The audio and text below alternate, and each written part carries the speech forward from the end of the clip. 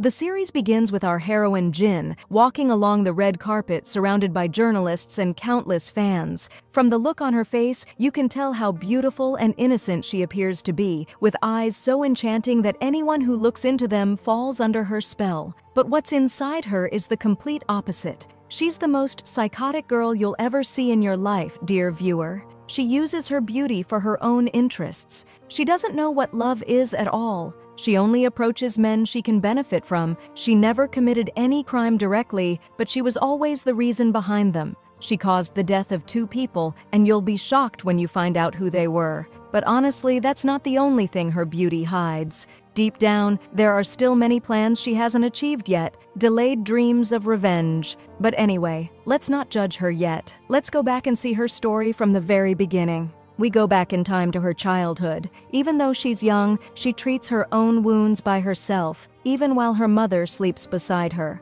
The shock, however, is that her mother is the one who caused those wounds. Every time she drinks and falls under the influence of alcohol, she beats Jin mercilessly until her body is covered in bruises. Then we see her father, Baekji.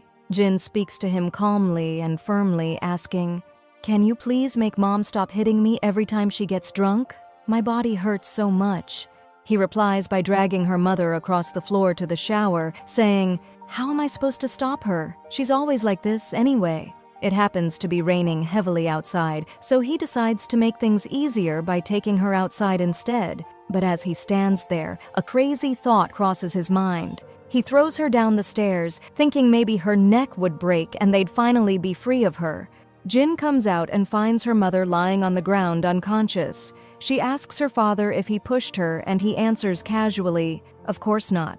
She was standing there, slipped because she was drunk. Then he warns her coldly, "Remember what she used to do to you, and if you ever talk about this, I'll throw you down the stairs like her." That alone is enough to explain why Jin grew up to be the way she is. She walks down the stairs and finds her mother bleeding. The woman is still alive, begging for help, but Jin doesn't feel anything inside. No fear, no sadness, no sympathy. She pushes her away and goes back up to their apartment as if nothing happened. Days and years pass until we see her again. A beautiful high school student. Everyone is celebrating their teacher's birthday. Jin sits quietly, watching through the window as a man gets out of his car looking furious. When he enters, he slaps the teacher across the face. It turns out he's her husband, and he throws photos on the ground proving her affair. He exposes her in front of the students and the entire school. The principal scolds her for ruining the school's reputation, and suddenly all the news spreads that she had a romantic affair and has been suspended from teaching. People start whispering, what kind of example could a teacher like that possibly give her students? Teaching them how to cheat faithfully? At that moment, we learn that none of this was a coincidence. It was all Jin's doing. We understand this when Jin approaches the devastated teacher pretending to comfort her and says, "I hope you liked my gift. You see, since I was deprived of family love, I wanted my gift to come from the depths of my heart."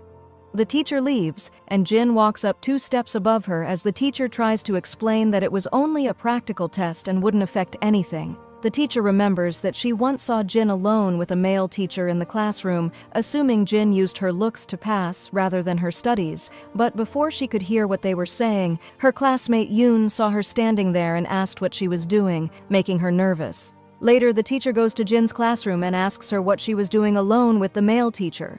Jin responds with a calm smile, "You know, nosy people like you often end up found as cut-up victims lying around." The teacher, shocked and terrified, decides to stay away from her. It's clear that the teacher, Song, is jealous of Jin, especially since she's very close to John. She gets upset when John gives up his position in the study group to Jin, something like a scholarship reward, pretending Jin deserves it more, even though he's the one who actually tutors her.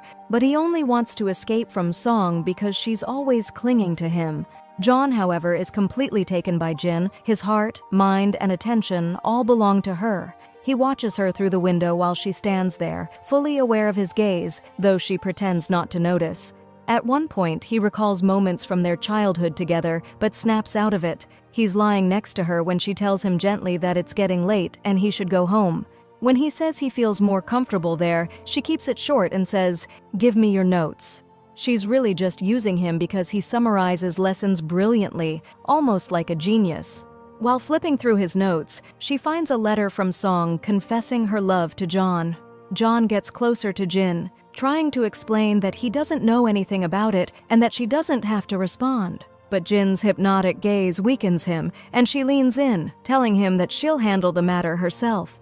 The next day, when she arrives at school, her teacher tells her she's been removed from the study group because some parents complained about her social background, that she's an orphan, not from their class or level. Jin wonders who that parent might be and soon realizes it's Song's father. She goes back to class, remembering how her mother used to hit her for no reason when she was little, and she snaps out of her thoughts when she hears Song mocking her for being expelled. Jin's perfect response is, "You love John, right? He told me to pass that message on to you." It's a reply to the love letter Song sent John. Jin tells her that John said he doesn't love her and that nobody could ever stand her. But Jin's revenge doesn't stop there. For her, revenge isn't complete until it's personal. Soon after, Song receives a message that the entire study group has been suspended because rumors spread that they were bribing the exam judges to pass. And who was doing it? The father of one of the students, clearly Song's father. Furious, Song runs to the bathroom, talking on the phone about how she'll make them pay dearly for this. Jin walks in and asks calmly, "How exactly are you going to pay?" Later that day, when Song leaves the bathroom, Jin splashes water on her and ruins her clothes. Strangely, Jin remains silent and smiling, the calm before the storm. John notices her absence from class and grows worried. When she finally walks in, soaking wet, he rushes to cover her with his jacket and takes her outside the classroom. As they walk out, they run into their classmate Gang, who already hates John. Jin threatens Gang, telling him, "You've got a bad reputation, better hide it." When we go back in time, we discover that Jin once caught him stealing. In short, she's warning him to stay out of her way or not come crying later. In the present, one of their classmates starts annoying Gang, and they chase each other until his phone falls to the ground along with a sharp object. Song bends down to pick it up and notices the phone. Being nosy, as Jin once called her, she decides to check it and finds a strange conversation between him and someone named the Boss. The messages reveal that the Boss helps him blackmail people and take money from them, and the Boss turns out to be none other than Jin herself. At that moment, Jin is with John, once again trying to influence him with her mesmerizing eyes as always. She moves closer to him and makes him understand that it was Seong who did all this to her. She even tried to drown her in the water to finish her off completely. He steps in and protects her from Seong, and just from the way Jin looks at him, he can't resist her beauty and agrees immediately.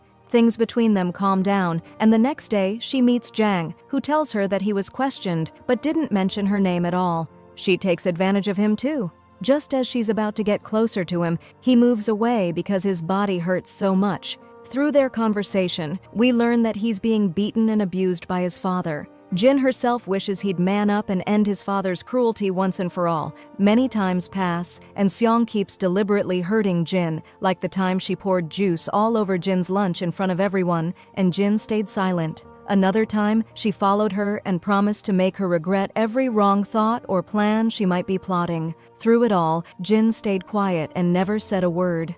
What Seong didn't realize, though, was that John had been watching from a distance. That's why Jin had to stay silent. She needed to prove to him that she was the victim.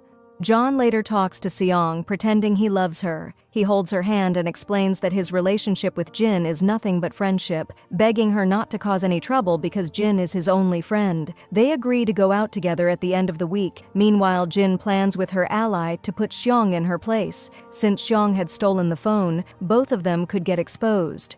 Jin decides to play on a higher level this time. She goes to Seong and opens her locker at school, pretending she's congratulating her on her relationship. But really, she's there to memorize her locker's password. When Seong goes to meet John, he asks her to skip class and wait for him in the room. She agrees and does exactly that.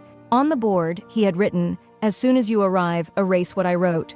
At that same moment, Gang sneaks into another classroom and steals the charity money. Meanwhile, Seong happens to see Jin with the same teacher again and starts suspecting that something's going on between them. When everyone returns to their classrooms, the students accuse Seong of stealing the charity money. What she doesn't realize is that the locker's lock was already broken. Seong gets furious and empties her entire bag to prove her innocence. Then Gang steps forward and forces her to open her locker. When she does, he pushes her aside and takes out all the stolen items, his phone, his earphones, and the charity envelope. She's completely shocked, not knowing that John was part of the plan all along. They had set her up by planting the stolen things in her locker to trap her. From afar, Jin watches her and says coldly, "We'll meet again. This round isn't over." Now Seong wants to expose her completely. Her connection with John is already falling apart. She tells everyone that Jin and Gang work together to blackmail people, but Gang had already deleted all the messages, the only proof against him. Then the teacher walks in to the sound of Seong shouting accusations that Jin has an affair with the art teacher. The teacher slaps Seong, because that teacher is her fiancé, and scolds her, explaining that Jin had asked permission before entering. Jin then explains in her usual innocent, glowing tone that she was simply talking to the teacher about something, and he offered to let her visit his art and love workshop, nothing more. She even pretends to defend Seong, saying, "Come on guys, she must have misunderstood." Seong's last hope, John leans in and whispers to her, "I warned you to stay away from her. You're the fool here. You think I'd love you? Nobody can even stand you." The whole thing gets recorded and posted on social media. After Seong's life is completely ruined, she and her family become outcasts. She goes to confront Jin, crying and accusing her of destroying her life. Jin replies coldly, "I gave you so many chances to stop bothering me. I stayed quiet and you kept going. You think I'm stupid enough to let people hurt me?" Seong, full of pain, vows not to leave her alone and promises that her family will get revenge and make sure she pays. What she doesn't know is that Jin already has photos of Seong's father in a very compromising situation. Jin taunts her, "Tell me, do you remember who that teacher's wife was cheating on her husband with? You didn't even look closely at the photos, did you? The daughter's a thief with no manners, the father's a cheater. Who knows what the mother does?" Then she hugs her softly, pretending affection, as if saying goodbye. Seong looks at her with tears in her eyes and says, "You're the most disgusting human I've ever seen." We then go back in time to learn more about Jin's life, that it wasn't just her mother's beatings or her father's cruelty that made her this way. The story is far darker. We see the last day she spent with her mother. Jin was coming out of a supermarket after her mother had forced her to steal alcoholic drinks. As she left, the shop owner caught her, and Jin stayed silent. Even her father, the one who killed her mother, was faking his grief and made her attend the funeral by force. After that, he took her home and told her, "If you behave well, I'll let you live with us. But if you cause trouble, I'll throw you out." What he wanted from his daughter was something no father should ever want, and we'll find out what that was soon. When she entered the house, she was greeted by Susie, John's mother. From that day, Jin and John met for the first time. Beck and Susie left them together often, their relationship growing quietly. Later, we learn why Jin's father insisted on keeping her around. Jin overheard him explaining to Susie that he could record her and sell the videos to men who liked young girls her age. Jin, whose only sin was being that man's daughter, listens helplessly while Susie asks, "Are you sure those photos will make us money?" He assures her they will and warns her, "Just stay away from her or she'll attack you like her mother did." They laugh together while outside, Jin silently breaks down, crushed by what she's hearing. Back to the present, Jin still has no intention of letting Seong's matter go easily. We learn that Seong's notes somehow ended up in her hands. Suddenly, Seong calls her saying, "Beck wants you."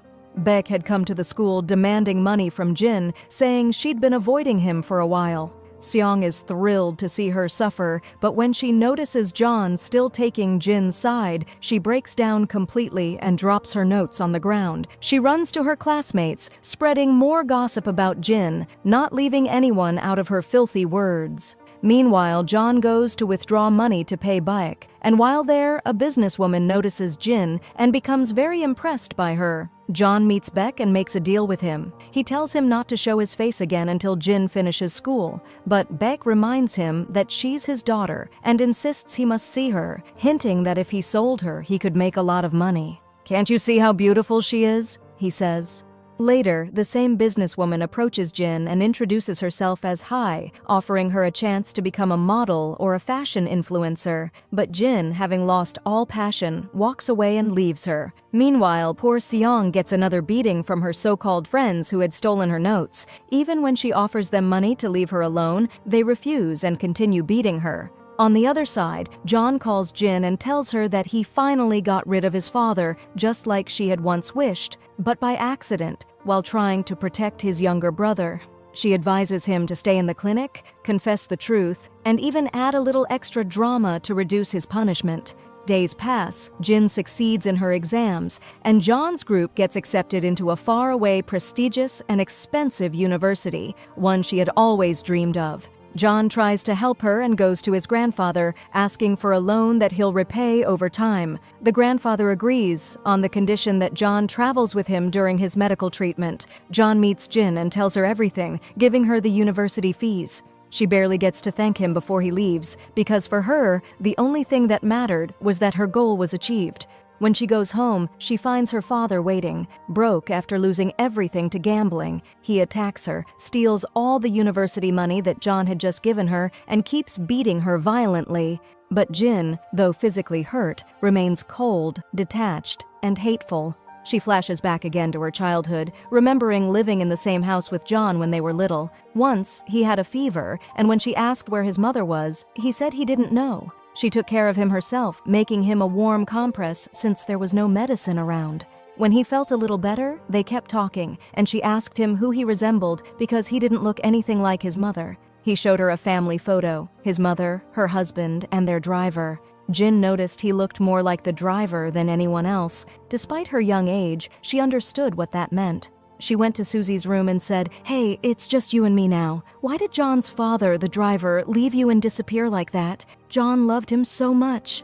She boldly and plainly blackmails her. If she ever plans to kick her out of the house, she'll expose her and say that John is the driver's son. If she wants to buy her silence, she has to give her everything she asks for. And indeed, she starts doing exactly that. But Jin doesn't settle for selling her silence and leaving it at that. From that day on, she falls in love with planning. She goes to John to show him her injuries, sits with him talking, and asks why he's upset. He answers that he's always stuck at home and never goes out. She tries to plant the idea in his head that his mother doesn't love him, that even when he's sick, she doesn't care for him, and she warns that maybe his mother and Baek want to get rid of him. Susie overhears them and gets very upset. She got scared of a little girl and believed her words for nothing. She goes to her room, calls Baek to quarrel with him, and orders him to take Jin to an orphanage. She tells him what she heard. In that very moment, Jin comes in and accuses her of always spying, reminding her of the warning she gave her, that she could expose her relationship with the driver. Stranger still, Jin insults her as if she actually wants to provoke her. Susie loses her temper, grabs Jin and tries to get rid of her in the bathtub. Finally, what Jin wanted happens. She provokes Susie enough that John sees his mother trying to finish her off. Jin says to him, "Didn't I tell you?" She runs away from Susie, telling him as she runs to call the police quickly and to say a little girl fell from a high building. She rushes to the window, throws it open, looks at Susie, and tells her that her life is still long, just like her mother's. The day she fell down the stairs, she was still alive, but Jin refused to help her. But this time, Jin says, "Your son will help me." And she lets herself fall. Of course, John sees her fall and thinks his mother did it.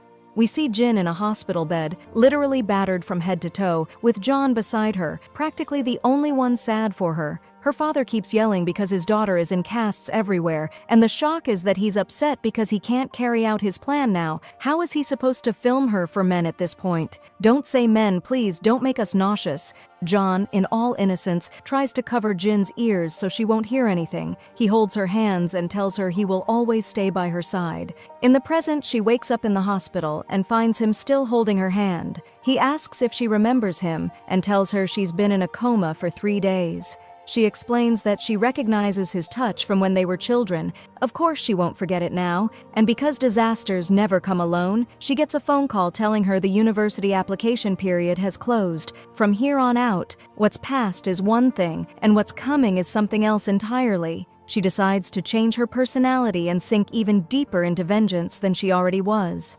Jin heads home, and John keeps walking behind her simply because he wants to protect her, nothing more, without talking to her or starting any conversation. In that moment, a young man appears, running after a thief. No, he isn't just running, he's practically flying at him. Jin watches, impressed. He's brave. Her look makes it clear she's very taken with him. But we already agreed on one thing: never be fooled by her looks. The commotion in the street grows so big that the police arrive and arrest the thief. The man recognizes Jin, and we learn he's a very famous celebrity named Han. He sits with her talking at a restaurant, while John watches from a distance, searching who this guy is, clearly very jealous. We learn Jin wasn't actually going home, she was going to apply for a job, and by coincidence this same young man is the one interviewing her. But as we know, there's no such thing as coincidence in Jin's life. She plans for everything perfectly. After that, she sits with John, who offers her a new apartment far from her old home so she can escape her father. Strangely, Jin refuses and tells him that if her father comes again, she'll give him what he wants. Days pass, Jin starts working at that famous restaurant, and everyone there admires her. People even talk on the restaurant's page about her beauty, and many come specifically just to see her. Meanwhile, the businesswoman Hai is following all this news and can't stand the idea of letting Jin slip away. Back at the restaurant, Jin notices Han sitting with the president of a big club. She focuses intently on them from a distance, thinking he's probably going to sign a new contract. John's daily job is to stop by and escort Jin home himself. Everyone at the restaurant knows he's like her brother. Of course we know the truth, but we'd never go and say it. One time on the way home, she talks the whole time about Han and how kind he is, then asks, "Why would fate bring me together with someone like him?" John, very sad but trying to hide it, replies, "Maybe he's your other half." Jin keeps thinking, staying close to John just to influence him. One night, a strange man wearing a weird cap comes to the restaurant asking to see Jin. He clearly isn't stable at all, so they throw him out and Jin leaves the place. At night, John calls her. He's passing by the first street and hears her phone ringing. He follows the sound and finds her bag thrown on the ground. He runs as fast as he can toward her. The unstable man who had asked about her at the restaurant is the one who attacked her. John arrives just as Jin is saving herself by herself. He's shocked to find her holding a stone, striking him on the head again and again, even though he's already unconscious. He's worried about her, even though she's the one beating him, but she steals a look at him, staring with those same eyes, and asks calmly, "What can you do for me?" He answers, "Anything you ask." She repeats the question in another form, clarifying further, "Can you hurt anyone?" He's about to tell her that not everything needs to be solved with harm, but she leaves him and walks away, saying, "If you were brave, you would have finished off just one man for me, and I think you know who he is? I've asked you for that so many times." She lifts her eyes at him and goes. After she leaves, the unstable man starts to come to and asks for help. He bargains with John. If John helps him and calls an ambulance, he'll keep his mouth shut and say nothing about what happened or about what Jin did to him. John calls an ambulance to rescue him. Jin gets home and finds her father waiting. He's on the phone with one of the men greedy for his daughter. As she starts to approach, he thinks she intends to hurt him, grabs her by the neck and threatens to throw her from the staircase. She is completely surrendering, not defending herself at all. Strangely, she endures it until he leaves, then gets up and laughs, full of provocation. Suddenly she goes quiet. As her father is coming down the stairs, John is coming up. They meet in the middle. John runs to her, kneels in front of her, and is deeply shaken when he sees the marks of her father's assault on her neck. She asks him, "Could you ever hit me one day, even if I asked you to?" He answers without a second's thought, "Of course not." And to influence him even more, she stands up, takes his hands, and says softly, "You know I do things differently from everyone else. Please don't ever change toward me." John gets startled by her words and admits that lately she's been scaring him. He's actually afraid of her. At the restaurant, Han notices the bruise on her neck, but she refuses to explain any details. He tells her gently that she can rely on him, that since they work together, they're practically family. Jin keeps playing the role of the innocent angel, replying, "Rely on you? I've never relied on anyone in my life." But Han makes it clear that he's her boss, which makes him like her brother, responsible for her safety, and that if she ever needs him to interfere in anything, he's ready. Meanwhile, John is spying on Beck and his shady business deals. Beck notices he's being filmed and runs away. John chases him, and a violent fight breaks out between them. John grabs a stone and almost smashes his father's skull, but at the last moment he hesitates. When Jin arrives and finds that John didn't finish him, she gets furious because the police saved Beck. They all go to the station, and there Jin defends her father against every accusation. She lies, saying John is the one who attacked her late at night and caused all this. John gets angry and realizes she's afraid of her father, not protecting him. He insists he has proof that Beck is a criminal. He filmed him selling illegal goods and talking about selling his own daughter.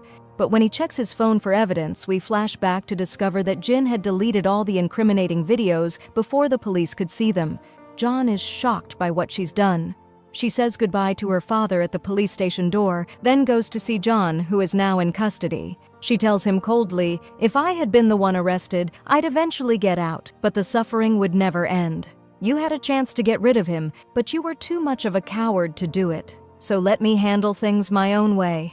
Jin goes home and remembers Han's words. She adds fake bruises on her face with makeup to gain more sympathy. When she goes to work, her colleagues ask what happened, and she smiles sweetly, saying, "Nothing serious. I'm fine, don't worry," pretending to be cheerful and full of life. But when they press her, she tells them that a man has been stalking her for a while, hurting her every time he sees her. Han asks about John. Why doesn't he pick her up anymore? She answers that he's staying at his grandmother's house for now, so she goes home alone. Han gets angry, saying, "That's not right. I'll take John's place until he comes back and drive you myself." And he really does. On the way, he gives her a small spray for self-defense, telling her to spray it in someone's eyes if they ever attack her, since it causes instant burning and temporary blindness. He escorts her all the way to her apartment door, shocked at how a girl so beautiful and delicate could live in such a filthy place. Just as he's about to leave, he hears her scream. He runs back and finds a box with a dead rat inside and a note that says, "You're next."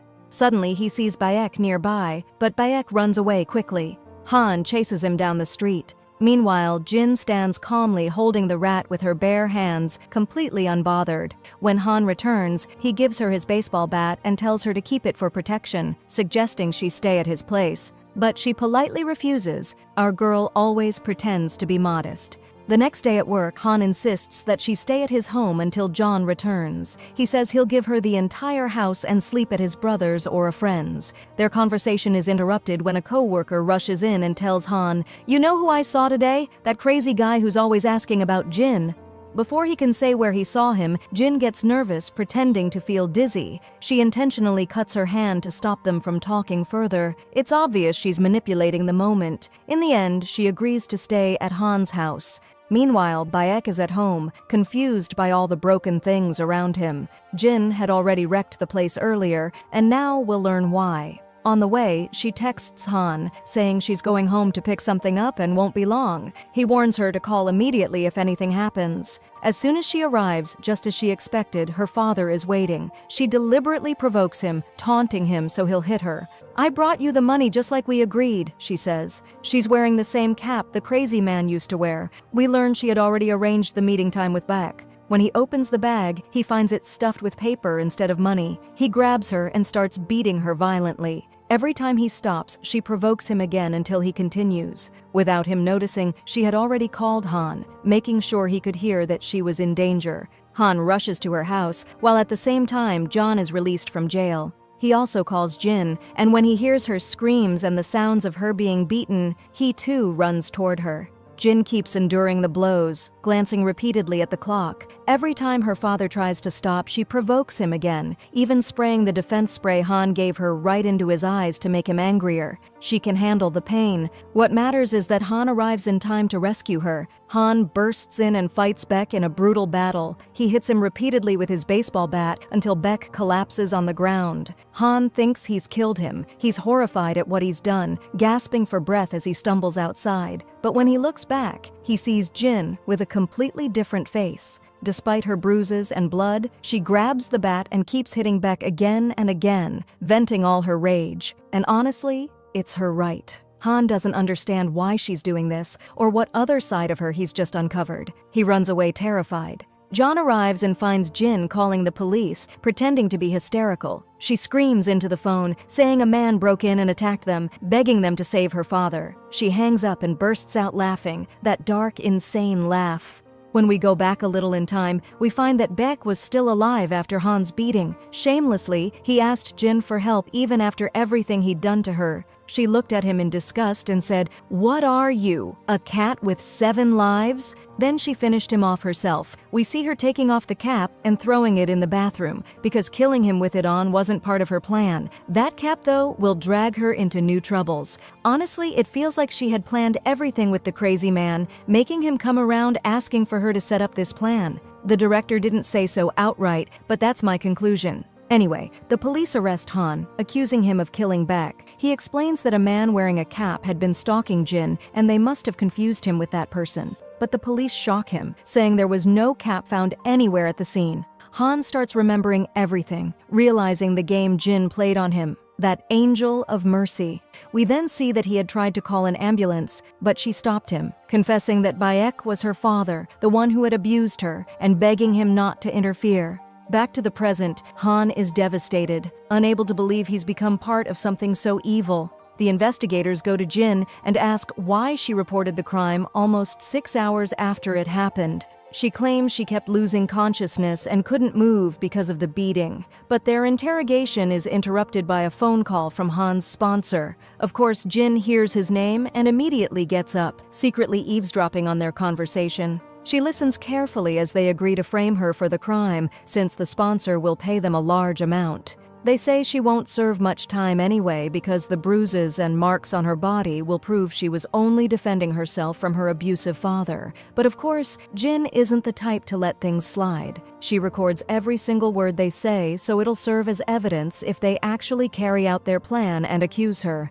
Not only that, she even secretly films one of them taking the bribe with his own hands. The box he's carrying is full of money, though its contents aren't visible, only the logo of the sponsoring company printed on it. All this is happening while John is far away from Jin, watching the investigators from a distance after seeing on the news that she's now a suspect. When the detective goes to the crime scene, Jin's house, he finds the cap in the bathroom, confirming that she's the so-called angel-faced devil. They arrest her and confront her with all the evidence gathered against her, but she remains completely silent, shocked at how anyone could have unraveled her plan. It had never happened before. Even John hires a family lawyer for her, but he soon realizes there's no way out. The case is airtight and the blame is falling entirely on her. Jin manages to turn the tables when she hears the recorded phone call between the detectives and the sponsor, proving their secret deal to pin the case on her.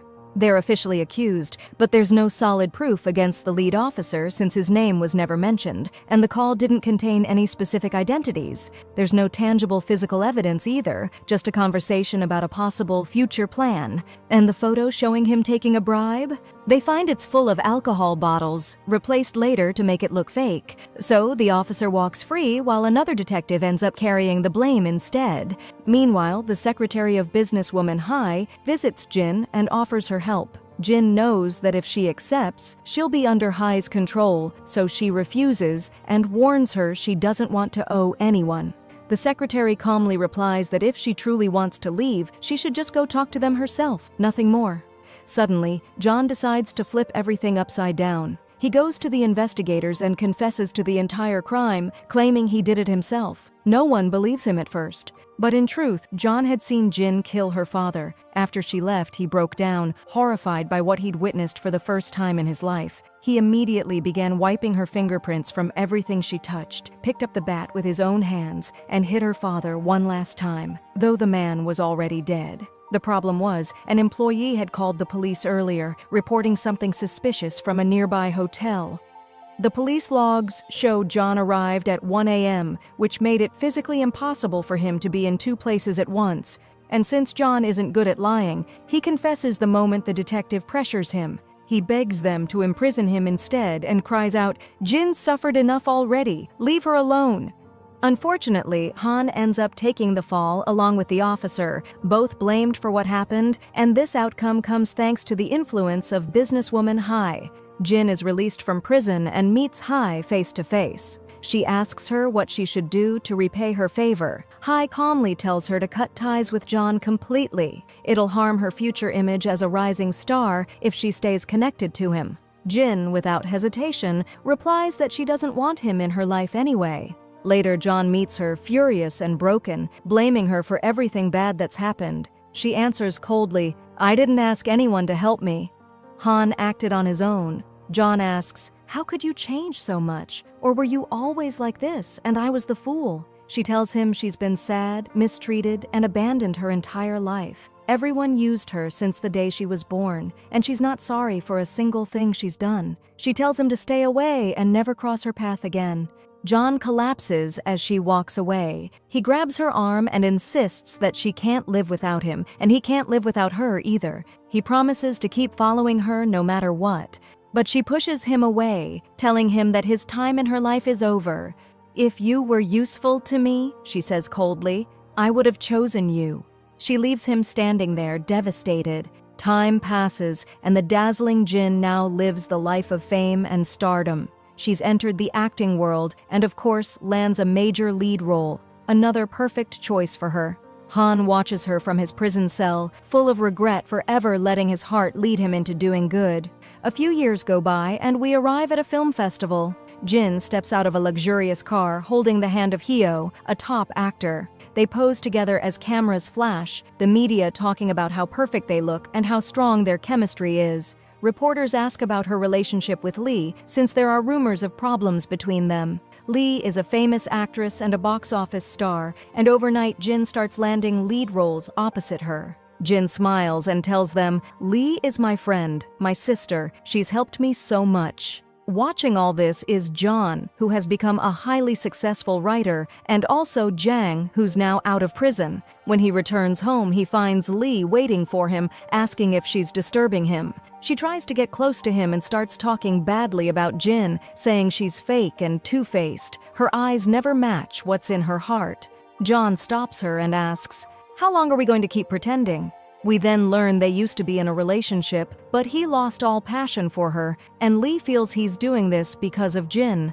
The next day on set, Lee deliberately tries to humiliate Jin, claiming to the director that she doesn't know her lines properly. She scolds and belittles her, saying, "When you dream of standing opposite a big star like me, you shouldn't sleep at night. You should study your script instead of wasting time on love scenes." Because Lee is the lead, the director sides with her.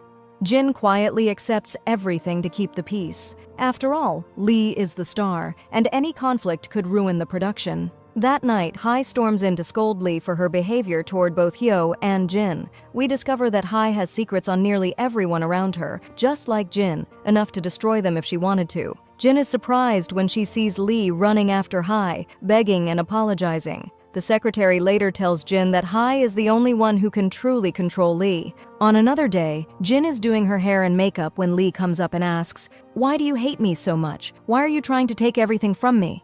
Jin looks at her calmly and says, "I know you very well. I saw you years ago at the police station, back when I was charged after what happened with my father.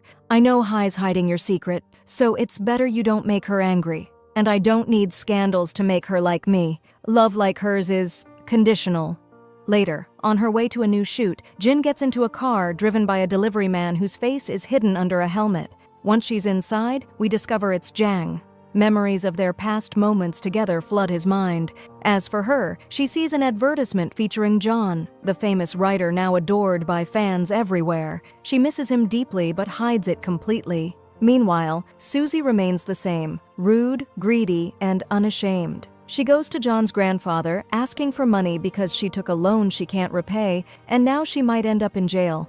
She threatens him that if he doesn't give her money, she'll go to her son, the one who keeps her away, and bargain with him, so he'll expose her at work and give Susie the money instead. The grandfather gets furious and orders security to throw her out of the house, but she doesn't give up. In the place where John happens to be by coincidence, Jin is there for a shoot. Their eyes meet, as if time freezes for a few seconds. But Susie comes from afar and scolds him for still chasing after a woman who doesn't even acknowledge him. When she gets nothing out of him, she decides to make one last attempt. She goes to Hai and starts digging up Jin's past. her father's case, and the accusation that she was unjustly charged. She acts out how people will react when they find out the famous actress Jin killed a man. Hai just smiles, knowing Susie is only trying to blackmail her. At that moment, Jin walks into the office, so Susie excuses herself and leaves them. In reality, Jin is very obedient and follows Hai's instructions to the letter, but inside she can't stand the humiliation. When she comes out, she finds Lee waiting for her, hinting that sooner or later she'll discover the dirt Jin is hiding. Hai's office isn't far after all. She says this because Hai's safe contains files on everyone's cases. Jin gets very angry, and it only gets worse when she sees John on the big screen reciting a poem he wrote about the girl he can't speak to now, the girl who once stood by him all the time and never left his side for a moment. Jin gets furious. When she gets into her car, she asks her assistant who approved John doing an interview with their company. The assistant tells her it was Lee who arranged it. Meanwhile, Lee is with John. She asked him to drive her herself. She excuses herself to go fetch something and come right back. At that same moment, Jin tries to steal Lee's file and punches in several combinations to open the safe. Suddenly, Lee appears and says, "Looking for this?" Then walks out, leaving her there. Jin runs after her and for the first time in her life begs someone, but Lee shows no mercy. She tells Jin to get down on her knees first. And before she even finishes, Lee changes her mind and says nothing will fix what Jin did to her, meaning Hyo is on her side. She slaps Jin. Strangely, Jin just stands there, completely passive. But by now we've learned that if Jin is silent, she's planning something. She's never just quiet for no reason. Suddenly, John gets out of the car, seeing the barrage of slaps Jin is taking. Tears fill his eyes. He doesn't even know what to do. He walks away and goes straight to the bar. He scolds Lee, saying Jin didn't deserve to be hit like that. Lee asks him if he knows how much Jin torments her and how she ruined her life. At the company's anniversary, 1 year since joining the constellation of stars, everyone gathers. Hyo suddenly feels very sick, slips into the bathroom to get away from the eyes and take his medication, but he can't stabilize himself. In that moment, Jin comes to him, hands him a bottle of water and says, "I sensed you needed it," then leaves. When she steps out, she finds Lee arriving, dragging John by the hand to provoke Jin, thinking he's Jin's ex. But Jin has a solid surprise prepared. Before the girls' spat can escalate, Hyo approaches them and thanks Jin, which only angers Lee more. The company begins screening all of Jin's works since she's the star of the year. In the middle of the presentation, they play the recording Jin took from Lee in the garage. From this we learn why Jin kept quiet before. She had her assistant secretly film everything. We then see Lee leaving, mortified. Jin follows and tells her that if she wants Jin to forget and not confirm to the press what they just saw, that Lee is furious because Hyo left her for Jin, then Lee should get on her knees. But in that same moment, Jin makes it clear that she doesn't care about anything except having a hold over Lee now, something that could destroy her whole career. She promises that as long as Lee stays out of her way, she'll leave her alone. Then Jin walks away. As she steps outside, she finds that the club hosting the party belongs to the officer who was arrested because of her case. He asks if she feels no guilt about Han, whose life was ruined because of her. He's basically threatening to expose her.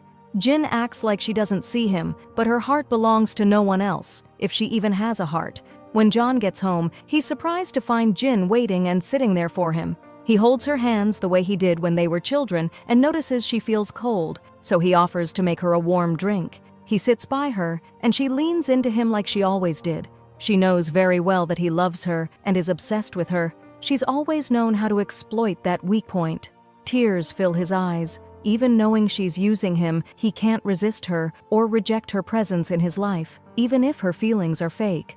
In the morning, Susie arrives and sees Jin there. She gets angry, scolds her, and they both start arguing. John steps in to stop them. Jin turns to him and says, See how I can't be in your life because I'm still haunted by the hell of the past? Do you see?" Then she leaves. Of course, John chooses Jin and runs after her. He can't believe she actually came. He puts her in the car and drives away from the place. On a filming day with Hyo, he asks Jin to meet him outside. She agrees and meets him for dinner. He tells her he feels she's hiding something, that she has pasts and pains. He tells his own story, that he too rose to fame on the back of a colleague, just as she rose alongside Lee, over something trivial. The colleague ate sweets one day and got sick because of a nut allergy.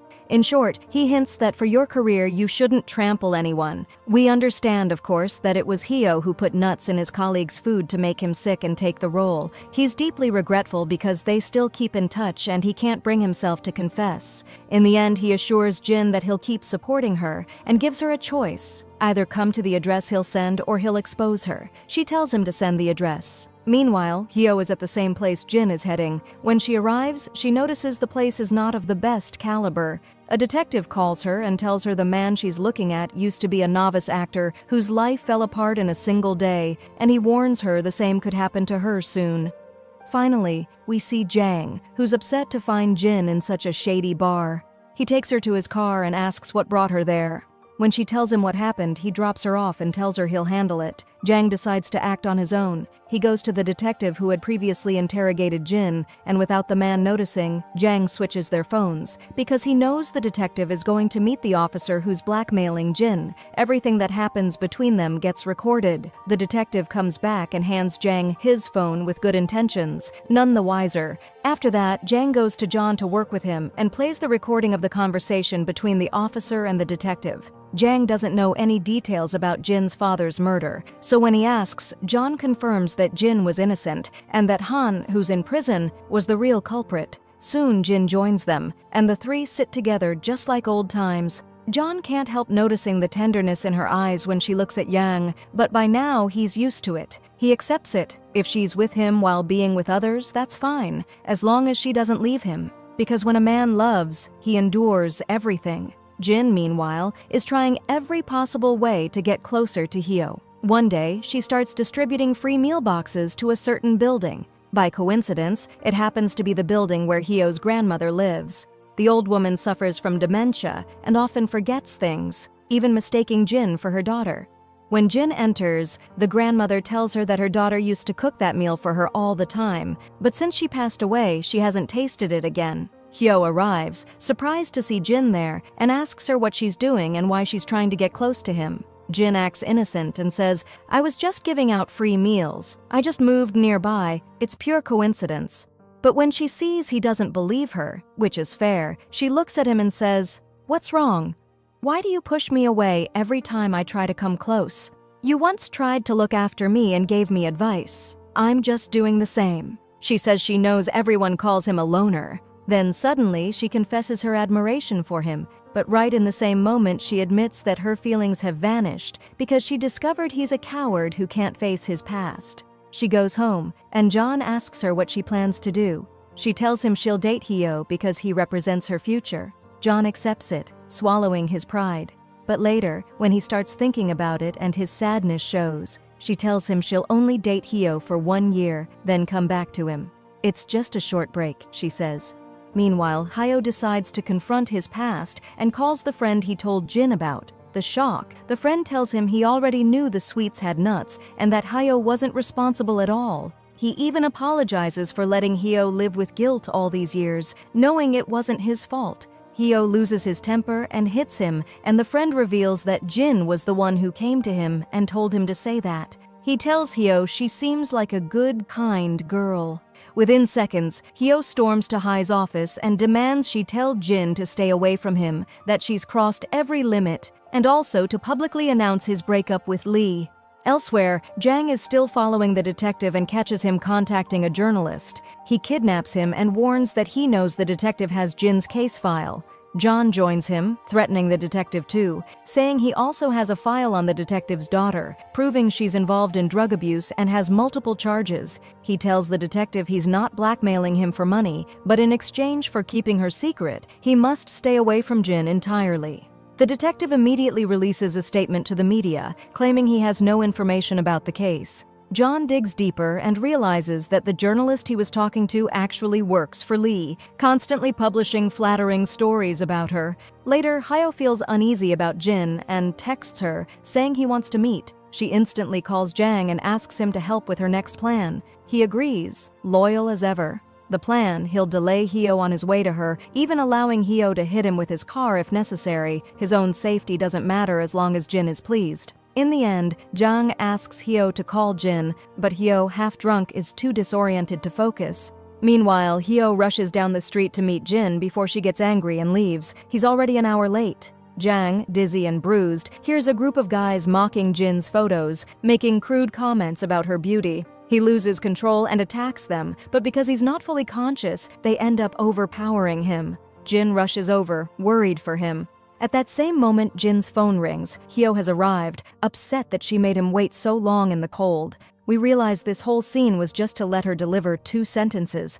I was so worried about you that I didn't even feel the cold. I wouldn't mind waiting my whole life, as long as you came. She wraps her shawl around him to keep him warm. The devil herself? That's what she is. Even the devil could learn from her charm. We see Jang hiding in the shadows, filming them together, heartbroken and shattered. John, meanwhile, is with Lee, pretending to like her so he can monitor any schemes she might plan with Jin. The next day, news spreads that Jin and Hyo are dating. Her manager, Mary, warns her that she'll lose a lot of fans because of this, but Jin answers sweetly saying, "What does it matter?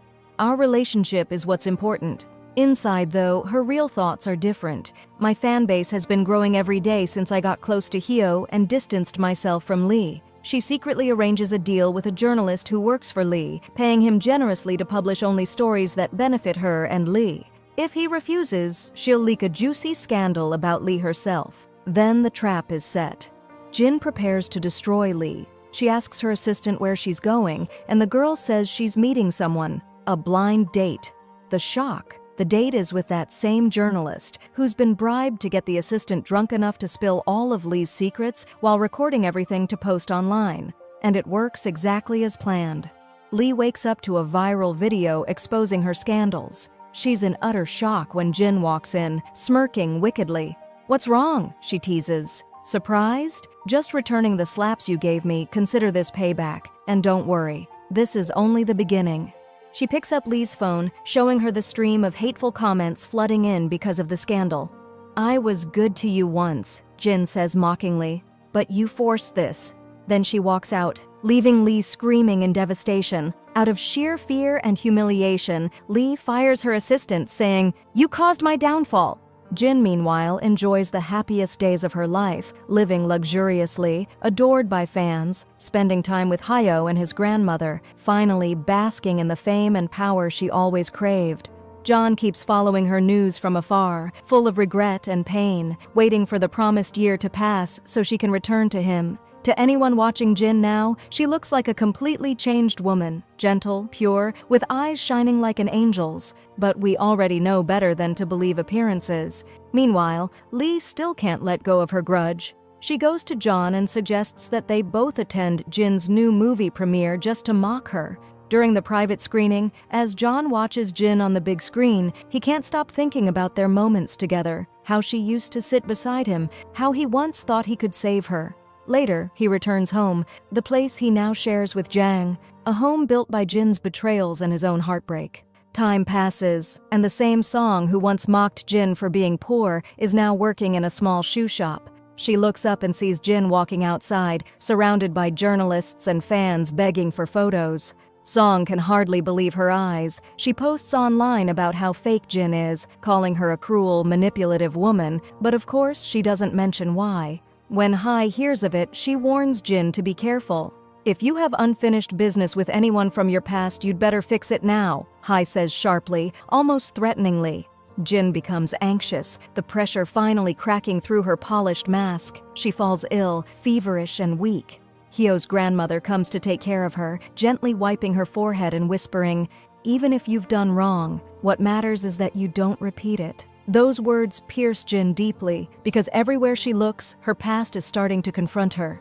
One day, she meets Han, and fear floods her eyes as he calls out to her. She freezes, unable to hide her panic. He asks, "Don't you feel ashamed of yourself?" She stammers nervously, trying to sound composed. "You're a good person." He glares at her and says coldly, "You think I'll stay that way forever?" Before the tension breaks, Hyo's grandmother appears and greets Han warmly, clearly knowing him.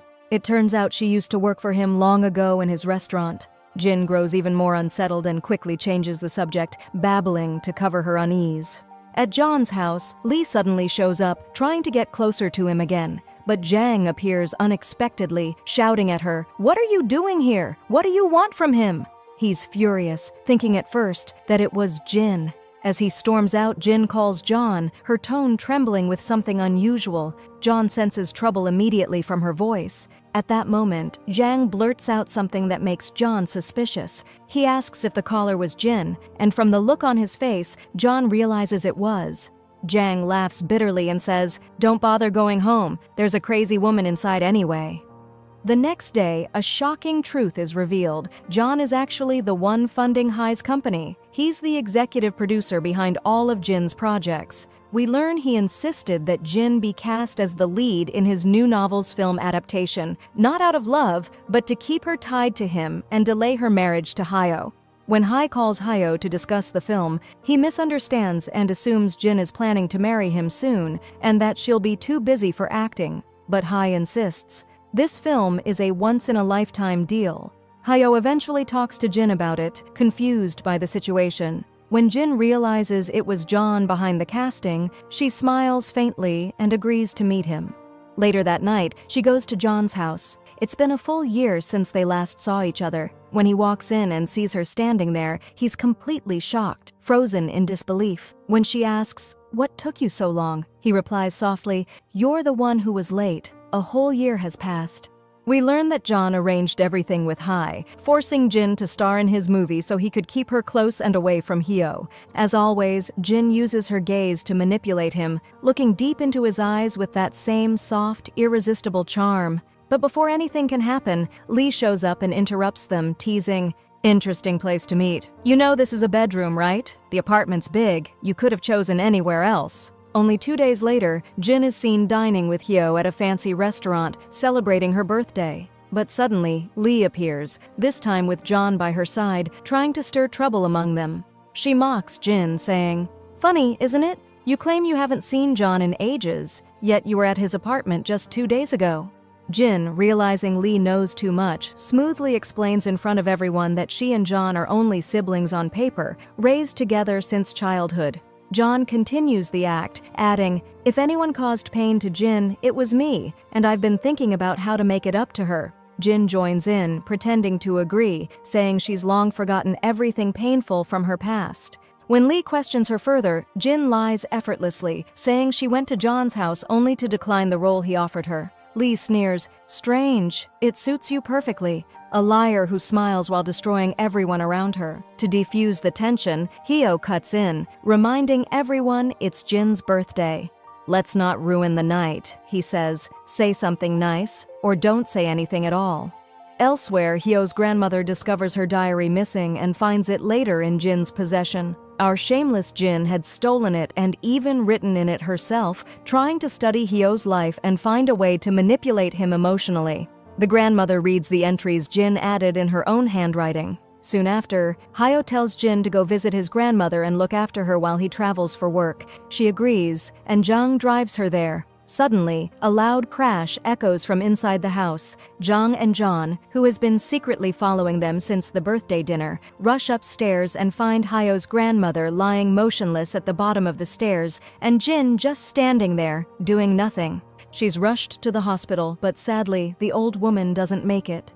At the funeral, Hyo breaks down completely, sobbing uncontrollably, while Jin comforts him gently, pretending to grieve. During the investigation, Jin calmly tells the police that Hyo himself had asked her to visit his grandmother that day. She recalls fragments of the night, how when Jong tried to help the old lady, Jin stopped him, saying there were no cameras in the house. Meanwhile, detectives question Han again about his connection to Jin, asking if she framed him years ago. Strangely, Han still refuses to accuse her. He says, "Jin has nothing to do with it. If anything, I'm grateful she forgave me for killing her father." Jin overhears this later, utterly confused by his loyalty, and confronts him. "Why are you doing this? Why won't you defend yourself even when everyone destroyed your reputation? This was your chance to clear your name." He replies quietly, "Every year I spent in prison, I asked about you. I wanted to know what you were doing. And the last thing I heard was that you're chasing fame again, running after another famous director." She tries to brush it off, smiling faintly, saying she's planning to invite that director for dinner soon, once she recovers from her minor cold. Meanwhile, 2 days later, Hyo meets a neighbor who tells him about the night of the grandmother's death. The woman says she heard crying and shouting, then a young girl's voice. When she looked through the window, she saw the grandmother scolding that girl harshly, yelling, "How could you deceive us like this?" Then she pushed her. The neighbor says there are cameras in the next house that captured it all, but since they were installed illegally, the footage can't be handed over to the police. Hyo rushes there immediately, but it's too late. The police have already found out about the cameras and confiscated the hard drive. Meanwhile, Jin is meeting with a famous director who wants to cast her in a film that could make her an international star. He warns her, however, that rumors of her supposed engagement to Hyo are spreading, and that if she's married, it could ruin the film's publicity. She insists it's just gossip. While she's plotting how to end things with Hyo, he sits at home, waiting for her, ready to propose. He's written a beautiful note on a card, calling her his first love, saying he doesn't want to live another day without her. But when Jin walks in, instead of smiling, she looks at him coldly and says, "How could you decide to marry me without even asking? You'll surprise me just like everyone else does. I can't believe the way you think." And without hesitation, she asks him to end their relationship. Hyo is stunned by the cold hints in front of him, unable to find the warmth that used to be there whenever marriage was mentioned. Where did it go? She mocks him and says, "We're breaking up now. Want me to spell it out for you?" Then she laughs sarcastically and asks for a breakup, laughing as she speaks, while tears fill Hyo's eyes. He can't believe he loved a creature like her, not a normal human being. If he knew the full truth of what she is, what would he say? Even in shock, he begs her through his tears to stay with him, but she surprises him by handing him the ring and tells him his grandmother discovered her true nature. When he asks what she did to the old woman, she answers, "Nothing. She's the only person I was ever honest with." She says goodbye and leaves, then calls a journalist to publish the news of their separation. Strangely, Jang is following her and phones to warn that a car is tailing her. When he tries to block them, he realizes there are many of them. Men pour out and beat him up. The next day, the breakup news spreads, and Hai goes to check on Hyo, but he's completely out of it in the bathtub. No one knows what happened. I'll find out later. When John hears, he's furious. He goes to Jin and reminds her she promised to stay with him for a year, and that would be it. But they never agreed on cruelty. She fires back that he's the one who made it like this. They explode at each other, each throwing the other's worst traits in their face. She reminds him of the times she tried to cut him off before, and mocks that if Jang had been with her, he would have taken her side for real. He insults her and says outright that she's harmful and guilty. To keep him close, she taunts him, "If you want to leave me, go, run away." Even as she's gripping him, knowing he can't do it, Jin starts getting mobbed by Hyo's fans, who are convinced he hurt himself right after their breakup. They even throw eggs at her. Lee shows up and shields Jin, making her swap clothes so Jin can get away. Hai, meanwhile, decides to expose Jin with the files she has. It's obvious Jin is getting too close. Within 2 days, Jin is shocked by a call. The production company has canceled her contract. Furious, she goes straight to Hai and demands how she could do that when John is funding the company. Hai answers that Hyo, the man whose life was destroyed, wasn't just an actor. He was like a son to her, and his right must be restored by any means. When Jin reminds her that Hai's company was the only one that benefited from Jin's relationship with Hyo, Hai explains that's exactly why she's acting now, because she felt she herself was used, and all of them used Hyo just because he was famous and beloved. She vows that Jin's future life will be nothing but ruin and says it plainly. In the years ahead, she'll take revenge for everyone they hurt. But she's waiting for Jin's file to land in her hands so she can deliver the final blow. For the first time, Jin truly begs someone. She implores Hai not to do it, asks her to hit her, humiliate her, anything, and keeps holding out her hands so Hai will strike her. When Hai doesn't react and only speaks, she tells Jin that the proper penance for what she did to Hyo is to jump from the building. That's when Jin reverts to her real self and reminds her, "You just admitted you used Hyo too. He lived under a threat for 10 years for something he didn't do. But the 1 year he spent with me, that's suddenly the reason his life was ruined?" Jin storms out seething. After that, we see John with Lee. He refuses to let Hai terminate Jin's contract, but Hai insists, reminding him she owns the company. He's only an investor. She also reminds him that Jin has hurt many people. John goes to Jin and tells her what happened with Hai that day. He explains he tried to find another production house to invest in for her future projects, but Hai has made sure everyone blacklists Jin. With the bad press and the drop in fans after what happened with Hyo, they all agree. Why invest in a guaranteed loss? Jin decides to challenge Hai, and then suddenly the police storm Hai's offices. News breaks that they've uncovered embezzlement of public funds and the rights of actors under her sponsorship, plus the reality behind her stable of actors. Each had signed exploitative exclusivity, and whenever one was in a scandal, Hai either stood beside them during a disaster they themselves caused or helped ruin someone else to save them. Still shady either way.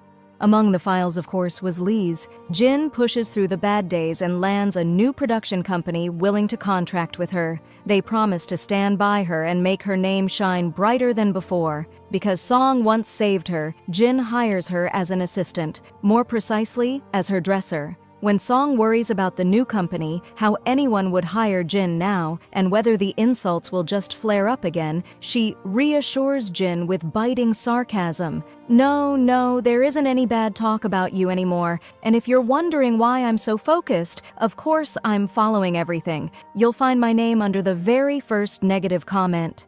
Jin heads to the meeting with the new producers. John personally drives her and sits with the director. They promise to back her, introduce their company, and reveal a surprise. They have the biggest investor in rising talent. From the moment he saw Jin, he insisted they sign her. He wants to meet her. When she meets him in the same place, he introduces himself as Hyuk, a discoverer of young talent like her. Jin, who is sharp, asks why he chose her, but he stops her, "Don't interrupt," and talks more about himself, explaining that a certain percentage of profits always goes to charity. "I can't stand seeing anyone suffer," he says. "I learned you've been suffering since you were born, so I decided to stand by you and help you climb out of all this." Jin is surprised and says she never imagined her life mattered to anyone that much. It becomes clear on Hyuk's face that the cursed door has just opened for Jin. He's come to settle scores for everyone she's hurt. We're sure of it when we see how closely he tracks every part of her life, telling his aide to delete Jin's files from Hai's servers and focusing on John and Jang. We learn it was Hyuk's men who jumped out of the cars tailing Jin and beat Jang. After Jin signs with the biggest production house, Hai's secretary comes to beg Jin for help. Without her, Hai is finished. Jin answers with pure schadenfreude, "I can't do anything. Maybe take the advice someone once gave me. Go up a building and jump. That would end it all." We see her later at Hyuk's place, by the pool. He hints that he's behind everything, that he orchestrated it so she would end up exactly where he wanted, right in his hands. Jin thanks him profusely for standing by her, finding only one explanation. He must love her. He keeps laughing in a way that belittles her and warns he isn't naive about her. Then he starts revealing his real purpose, exposing his true nature. He tells her he understands her because she must have suffered terribly as a child. Now it's time for her to live in comfort. He offers a bargain. She can choose what she wants, but in return she will belong to him alone, with full freedom for him to control her. Suddenly, he proposes public official marriage, promising she'll win the top award for the film they're about to shoot, and that he'll erase her entire past immediately. He even slips a wedding ring onto her finger. At that very moment, John receives a call that his grandfather has died. At the wake, Susie reappears, completely unhinged from drinking. She rants that the grandfather left her nothing, and in the middle of her tirade, she blurts out that John isn't the old man's grandson at all. He's the driver's son. They throw her out. She tells John she did it all and sacrificed so he could live well. If people knew he was the driver's son, he'd have been raised in poverty, so she had to pass him off as her husband's child, John's grandfather who has just died. Instead of being angry, she says, "You should thank me." Then she drops another bomb. Jin knew all this, and that's why she once wanted to get rid of Susie. She insists Jin kept blackmailing her, and she endured that blackmail so John could grow up in luxury. John erupts and tells her that all these years Jin stayed close because Susie almost ended Jin's life once, and that's the only reason everything turned out the way it did. When we return to Jin, she's asleep. Song calls her, saying she can't take it anymore and demanding compensation for what Jin did to her in the past, because Jin is the reason her life was destroyed. Jin answers that she was in a situation and Song chose to challenge her. That was the least response. Song silently vows to make Jin pay dearly for all of it. The next day, John comes to her and confronts her with the truth his mother told him, that Jin had known her and had been blackmailing her. Jin doesn't deny it at all. She explains calmly that she did it all for his own good, that she only wanted him to live comfortably with his wealthy grandfather. John can't believe she still has the energy to lie so easily. He stands there holding back his tears, because despite everything, he still loves her. He doesn't know how to live without her, even after reading her writings and seeing how she used and deceived him. Days pass and Jin changes completely. Luxury has settled on her like a new skin. She moves into the palace prepared as her marital home, and Hyuk has arranged everything to dazzle her and make her happy. The magnificence of the mansion, the servants, and even the wedding invitation printed with their honeymoon destination after the ceremony. Soon, the news spreads that Hyuk has married Jin. The media says it's Hyuk's second marriage, but no one knows whether he divorced before or if his wife died, or what really happened. After she returns from the trip, Jin discovers a door that leads to another floor. She wants to enter, but the maid explains that no one is allowed inside that room. It belongs only to Hyuk, but nothing ever stops Jin. When Hyuk returns, she flirts with him playfully and asks his permission to go inside. When he asks her why, she explains that she wants to focus on studying her new role, especially after learning that this is his personal office. He replies calmly that he'll stay with her and help her rehearse himself, that maybe his office will remind her of him when he's away. Jin feels that she has completely taken control of Hyuk's mind, but she doesn't know that she never really could. They start reading the script together, and the story drifts into a darker conversation. Hyuk begins telling her about his previous wife, saying that she always used to threaten to kill him. He says he never understood why, since he gave her everything she wanted and made her live a comfortable, luxurious life. He adds that she used to blame him for meaningless things, and with a cold voice he says, "I still don't understand why she went crazy in the end and ended up in a mental hospital." Then he looks at Jin and asks, "Have you ever killed anyone before? Didn't you feel any pleasure in ending someone's life with your own hands?" When he notices her panic, he smoothly continues the conversation, as if he was only reading lines from her script. Later, the large clock in the palace suddenly stops at a specific time, the exact hour when she killed her father. That night, she begins to have constant nightmares about that day. Meanwhile, John and Jang are sitting together, both lamenting their lives. John decides to live with his pain, to accept everything, because she's all he has left. Jang, however, stays trapped in his memories of Jin until the past becomes his present again. Jin contacts him and asks him to find any information about her husband's first wife, but Hyuk is secretly spying on her, listening to every word between them, smiling as he realizes she still thinks he's naive. At the palace, a maid brings Jin a drink. When Jin refuses, the maid begs her not to. If she doesn't drink it, the maid will be punished harshly. Jin finally takes the glass, and we return to the first scene when Hyuk entered the room and found Jin lying unconscious. The next day, Song enters the palace disguised as a maid. She's been getting close to Jin with one goal, to kill her. But Jin senses something wrong, grabs her hand, and a fierce fight breaks out. Jin is wounded, but while defending herself, Song's face gets injured by her own hand. Jin starts laughing hysterically, full of bitter satisfaction. "You wanted to ruin my face," she laughs, "but you burned your own without me even touching you." When Hyuk approaches, he pretends to be upset, though no one notices that the night before, he had been staring at Jin's face for a long time, as if admiring what was about to happen. He comes closer to her, and when she starts to lose consciousness, he nudges her leg with his foot, then lifts her in his arms and carries her upstairs to her room, leaving Song crying and cursing on the floor. In the room, John arrives to check on her and reassures her that he's there. The moment she sees him, she finally feels safe and moves closer to him. Meanwhile, Jang sees the news and finds out what happened to Jin because of Song, and he becomes furious. When Jin wakes up, her husband calls and suggests she extend her vacation, but she refuses, saying she's been gone too long and rumors are spreading. She must get back to her life again. He tells her that Song has been arrested and declared mentally unstable, that she's been committed to a psychiatric hospital. He laughs and reassures her that Song can't come near her anymore. After hanging up, he smiles to himself and says, "She's probably missing me already." Jang, on the other hand, tries to find out where Song is and discovers that she's been placed in the same asylum where Hyuk's first wife was held. When he asks if he can see her, the staff tell him that she hasn't been there for a year and no one knows where she went. One day, as John is walking with his mother, a fan stops him and asks, "That book you're writing, it's about the actress Jin, isn't it? Everything that happens in it happens to her, except the part about someone attacking her."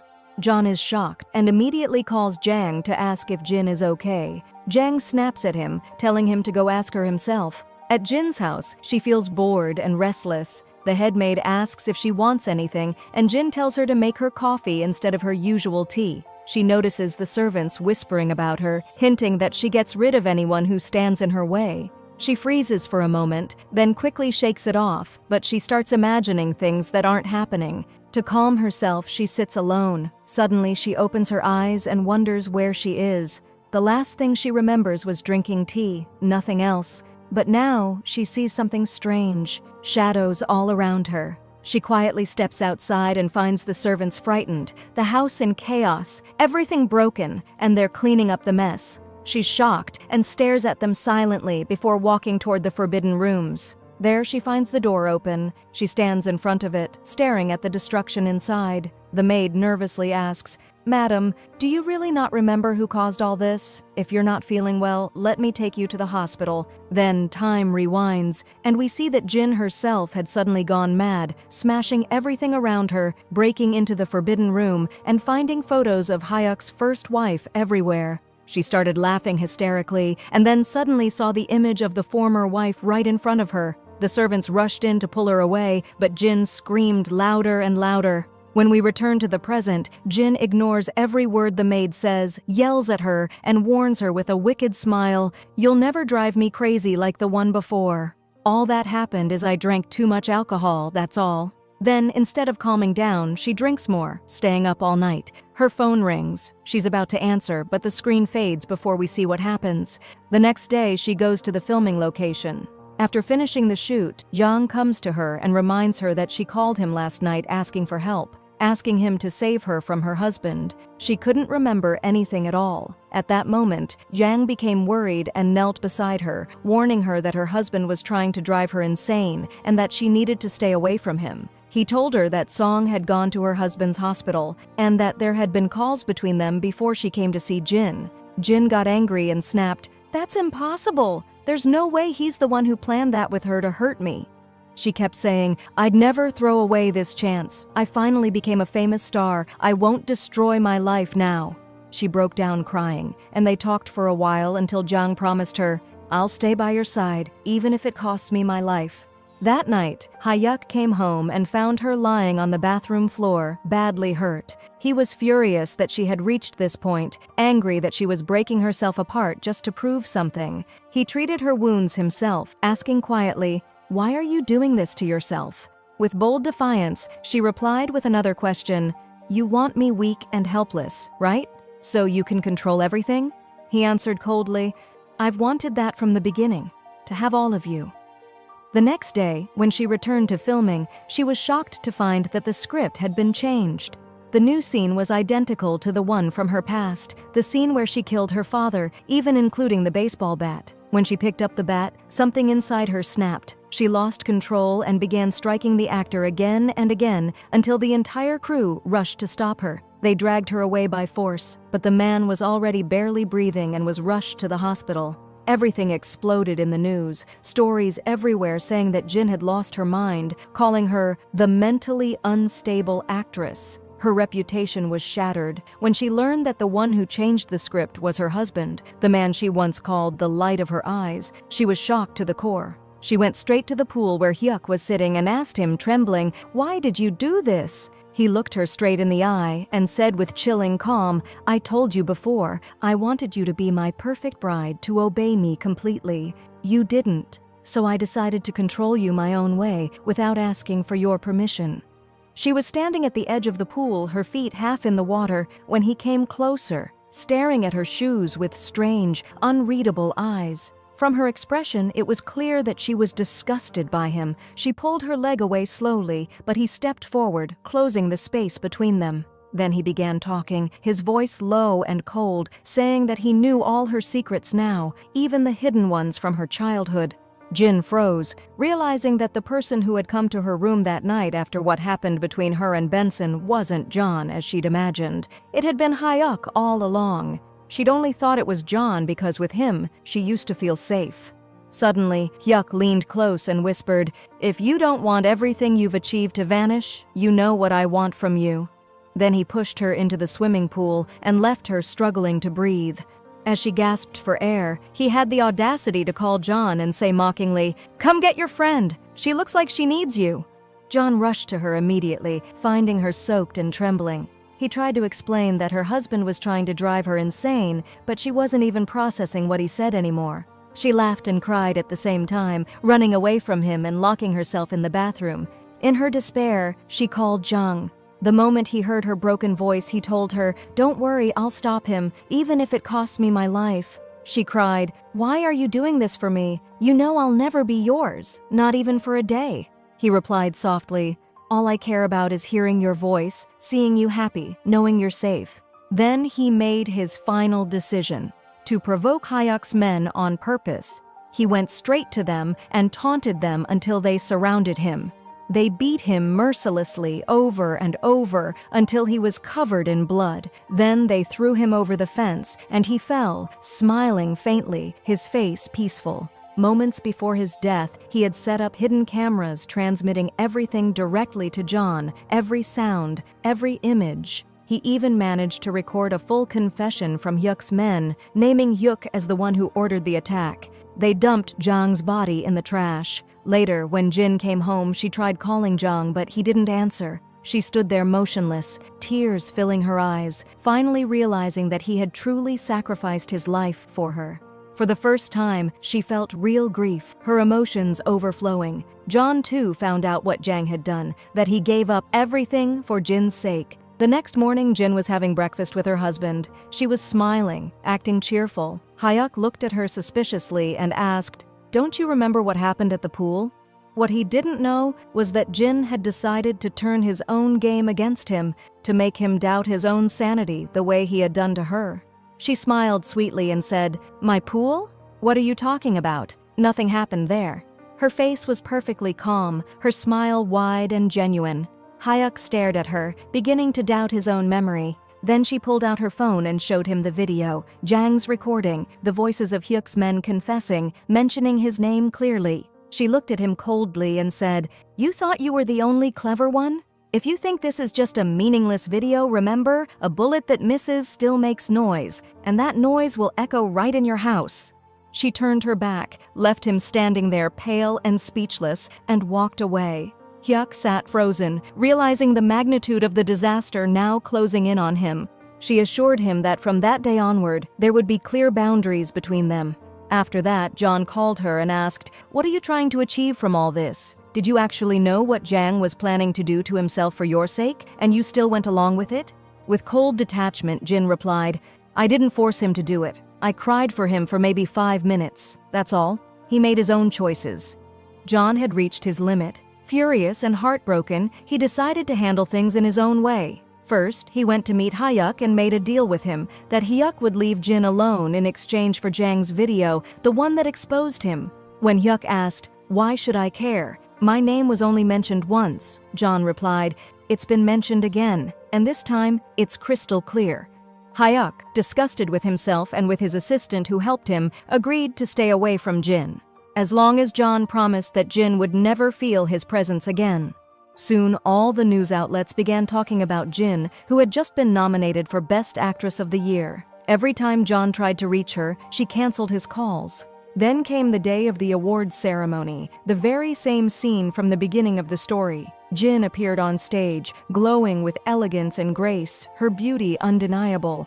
But her composure didn't last long. Unfortunately, or maybe fortunately, as she stood on stage, speaking proudly about everything she had gone through to reach this moment, her voice broke slightly with emotion. But while she spoke, shocking news began spreading everywhere. Detailed reports exposing everything she had ever done in her life, every person she hurt, from her childhood to Song, to her father, to Hau, and first of all, her mother.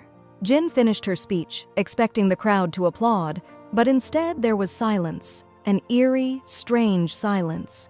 Then, as she stepped off the stage, a giant screen lit up behind her, showing a video of John revealing her father's murder in every horrifying detail, exposing her completely. The room filled with gasps. Jin's face turned pale. She dropped her award on the floor, tears flooding her eyes, and ran out of the hall in total panic, desperate to escape all those eyes staring at her. Outside, she suddenly saw John standing in front of her. She froze, and without a word, he took her hand and led her to the car. As they got in, he asked softly, "Where do you want to go?" She answered, her voice trembling, "Anywhere. Anywhere, no one can look at me." He turned to her and said quietly, "You see, Jin, it's over. You've lost everything." Her eyes filled with tears, but she refused to let them fall. She didn't want to show weakness. She whispered bitterly, "No one ever asked me why. No one ever cared." John wasn't expecting what happened next, her calmness, her brokenness. He reached for her hand gently and begged, "Let's just stay together for the rest of our lives. Promise me." Suddenly, the car swerved violently, everything spun, and then silence. The next headline announced, "John is dead." Later, in Jin's house, a letter from John was found. He had planned everything that happened. In his letter, he wrote that he had deleted all their photos together so she would never have to remember him again. Overwhelmed by grief, Jin collapsed on the stairs, sobbing uncontrollably. Everyone talked about John's death, but no one could find Jin. Until a video surfaced, Hyuk watched it in shock. The footage showed that after the car fell off the cliff, Jin had managed to crawl out. The cameras followed her as she stumbled away until she disappeared completely. When time rewinds, we see what really happened. John and Jin were still inside the car. Jin managed to get out and screamed at John to help her. He reached for her, trying to hold on so she wouldn't leave him, but he couldn't. She escaped, leaving him behind, and as she ran away, she laughed with that same hysterical, mad laughter she always had. And before all of that, there had even been Jin's funeral, held under the belief that she had died. Some even joked that she must have sent herself flowers. Who else would spend money on her? They said, and that's where our story ends.